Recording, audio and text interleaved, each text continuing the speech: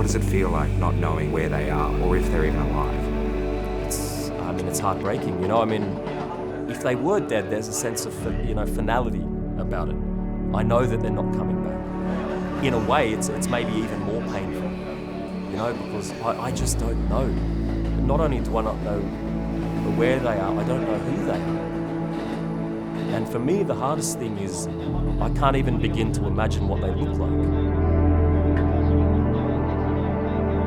So, I could conceivably pass them in the street and not even recognise them. Looks like Breen and The police have said that they've concluded an investigation into the kidnapping of Anna, but I haven't received any response as to how it's been concluded or when it was concluded. The reason I called in the first place was to find out the outcome of the investigation that they're supposedly conducting. The system is not only cruel and takes no consideration into what the children want, but it's also a joke, Eryk.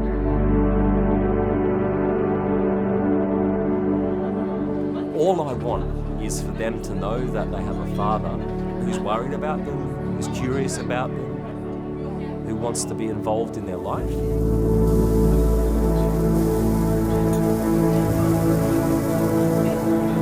I've made every attempt under the sun to find them, to find where they are. How did we get to this point? How did Japan, a country that has one face to the world, that says we're a modern democratic nation, but underneath there's this darkness? How did we get to the point where a father can pass his kids in the street and not recognize them?